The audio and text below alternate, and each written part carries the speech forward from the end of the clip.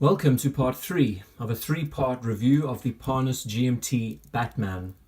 Now, as opposed to showing you the watch in its velvet sleeve, I thought I would start by showing you the bracelet that came off it.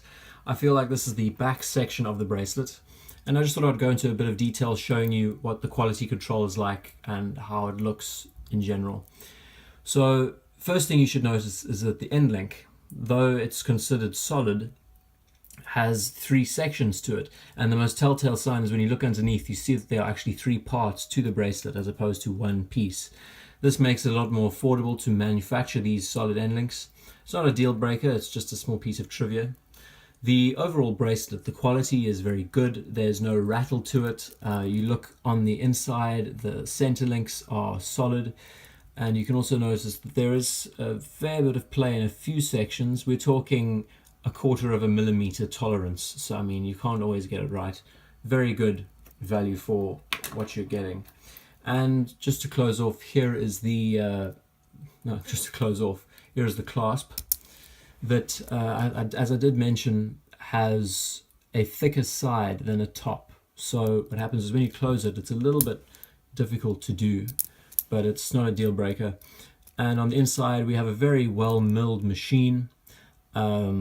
This I closed earlier, but I was interrupted by noise. As you might hear in the background, there's some dumbass vacuuming a car. So if there's a lot of noise outside, I apologize.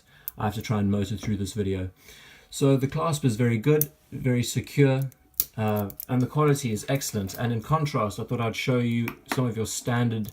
This is your standard run-of-the-mill oyster style flip lock clasp that has your standard very tinny feel. The link does not have an extension to it, it just sits in the case. So price wise, we're talking, this bracelet might retail for double the price of one of these, and I think you're getting double the quality for sure. I mean, just looking at the details of how the bracelet wears. Apologize for the fingerprints, I'm not going to bother cleaning fingerprints off in a second. But really, overall, the details and the quality is very good for what you're paying for in total. Right, now my favorite watch page to browse is Chrono24, and I love it because the photography is so good. You're able to see really detailed shots of watches, and it came to me that the GMTs have always been synonymous with the Jubilee bracelets, and that's because GMTs are supposed to be a much, should I say, dressier cousin to the Submariner.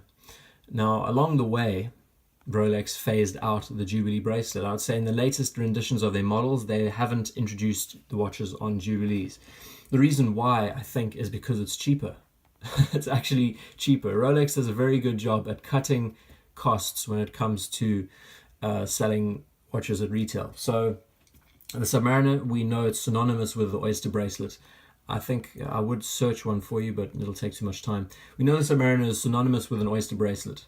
So what they did with the GMT was that they brought it out and they decided, well, to keep the kind of feel of a GMT, let's polish the center links, because Jubilees generally have polished center links. So all they did was they took the oyster bracelet, they polished the center links and called it a day. But some people are smart. Some people go into, I would say, the retailers, the actual market, the shops themselves, and they say, I want this Batman model on a Jubilee bracelet. So they pay a bit of an extra price, but in the end, they get a result that looks something like this.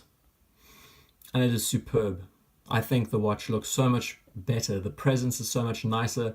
The overall look, it gives it a much dressier appeal to it. It looks a lot more casual. It doesn't look so much sporty as it does it's a combination of a dress watch and a sports style watch. These watches were intended for pilots, so they're not supposed to be things that are bashed around and taken into the ocean. They're supposed to have a bit of a flair to them.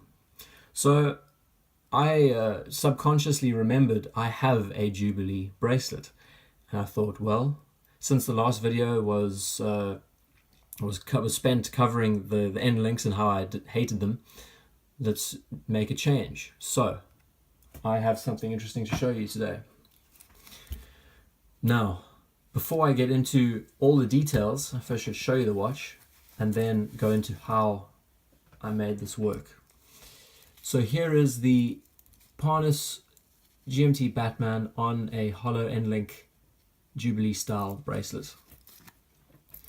Now immediately you can see that the bracelet fits pretty well. It doesn't extrude over the sides. It fits well. It's well in proportion. Now this was a mammoth task to get right. Let me explain. This Jubilee was a 22mm Jubilee, which means that these links extended to 22 millimeters in width. So did the end link. So what I had to do was take out the Dremel again.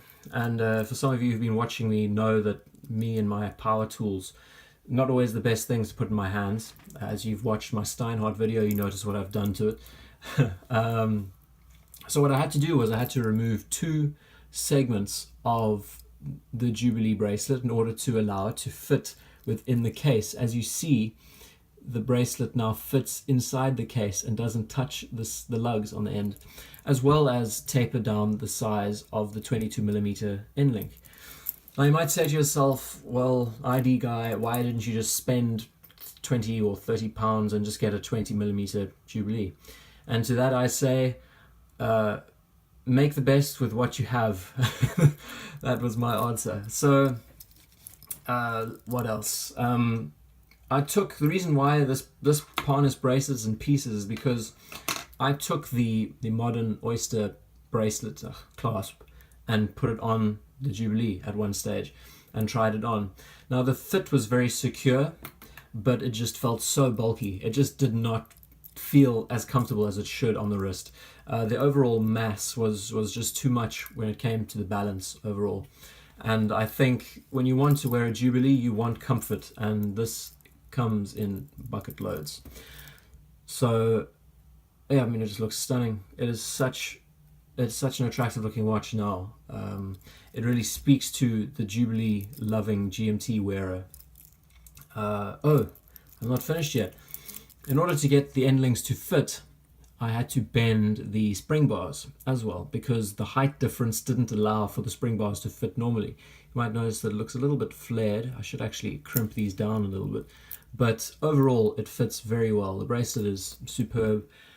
It's just so cool. So let's put it on the wrist and get this out of the way.